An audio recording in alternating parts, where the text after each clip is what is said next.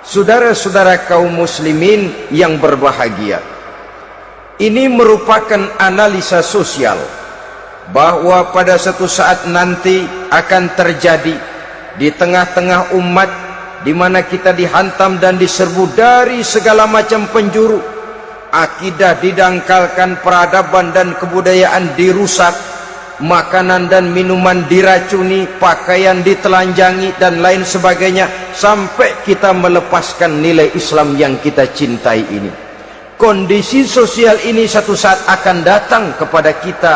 Demikian analisa dan peringatan dari Rasulullah sallallahu alaihi wasallam. Marilah sekarang kita melihat, adalah benar bahwa di zaman sekarang kita insya Allah tidak akan mengalami perang Badar sehebat yang pernah dialami oleh Rasul dan para sahabatnya. Tetapi sesungguhnya perang yang kita hadapi di zaman sekarang ini tidak kalah hebatnya dengan perang Badar, tidak kurang dahsyatnya dengan perang Uhud, tidak kurang ngerinya dari perang Khandaq. Hanya saja yang kita hadapi sekarang ini bukan ujung pedang, bukan ujung tombak, bukan ujung panah.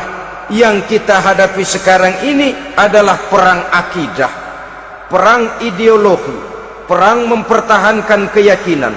Yang kalau kita kalah sekarang, kita memang masih beragama, tetapi anak kita, cucu kita, generasi yang akan hidup 5, 10, 20, 30 tahun yang akan datang, wallahu a'lam bissawab. Islam, saudara-saudaraku, tidak mungkin hilang dari dunia, tetapi tidak mustahil Islam gulung tikar dari desa kita, tidak mustahil Islam gulung tikar dari kampung dan kota kita, jikalau kita tidak menjaganya, jikalau kita tidak memeliharanya, bahkan jikalau kita tidak mewariskannya kepada anak-anak kita, generasi yang akan datang.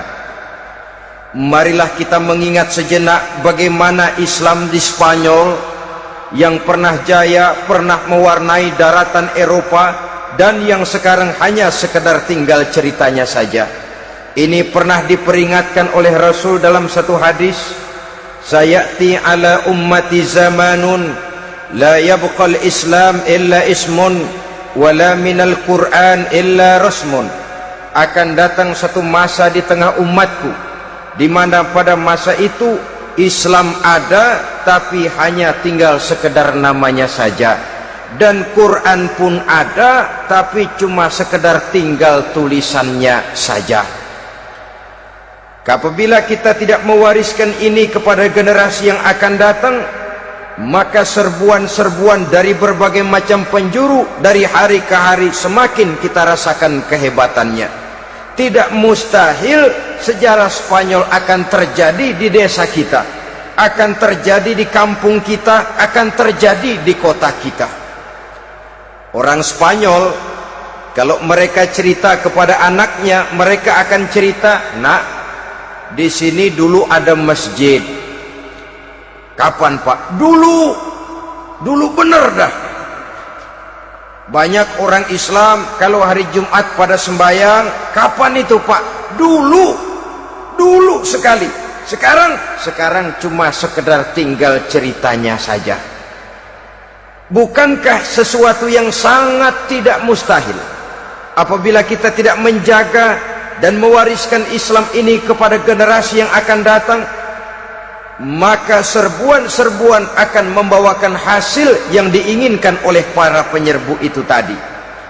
Kita sudah menjadi umat yang mayoritas, tetapi umat yang mayoritas ini menurut Rasul dikepung sedemikian rupa, akidahnya didangkalkan, peradaban dan kebudayaannya ditekan sedemikian rupa, kehidupan sosialnya dibuat individualis. Kemudian dari segi pergaulan, pakaian, makanan, minuman dan sebagainya diracuni, sampai dia tidak lagi berpegang teguh kepada agamanya. Dan dikala itu hilang kehebatan umat ini di mata musuh-musuhnya. Orang lain memandang kita ringan saja, enteng saja, satu umat yang sudah kehilangan wibawa. Padahal konon kabarnya kita mayoritas, tapi enak saja dikutak-kutik orang lain. Dan dikala itu di hati kita merajalela penyakit uahan. Penyakit uahan itu apa? Pertama, hubbud dunia, terlalu cinta kepada dunia. Terlalu cinta kepada dunia yang menyebabkan kita lupa akan tanggung jawab dan kewajiban, lupa meneruskan dan mewariskan Islam kepada generasi yang akan datang. Kita berlomba dan berlomba hanya untuk mengejar dunia dan seluruh isinya, baik dia bernama material, baik dia bernama seksual, baik dia bernama pangkat, jabatan dan kedudukan. Berlomba-lomba kita di dalamnya sampai tercampaklah penyakit hubbud dunia di dalam hati ini. Berurat dan berakar dunia itu, sulit dan berat kita berpisah daripadanya.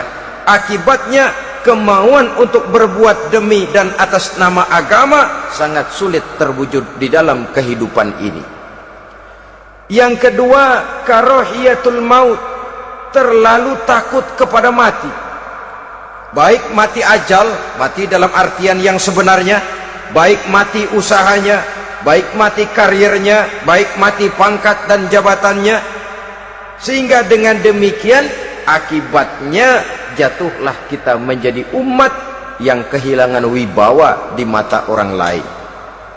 Saudara-saudara kaum muslimin rahimakumullah, saya katakan tadi, perang yang kita hadapi di zaman sekarang adalah perang akidah. Perang menghadapi peradaban dan kebudayaan yang menghancurkan moral daripada anak-anak kita. Perang menghadapi banjirnya maksiat dan munkarat, yang di tengah-tengah itu, di samping berkewajiban menjaga diri dan keluarga, kita pun juga berkewajiban menjaga anak-anak kita, generasi yang akan datang, mengarahkan dan mendidik mereka sesuai dengan yang dikehendaki oleh Allah Subhanahu wa ta'ala.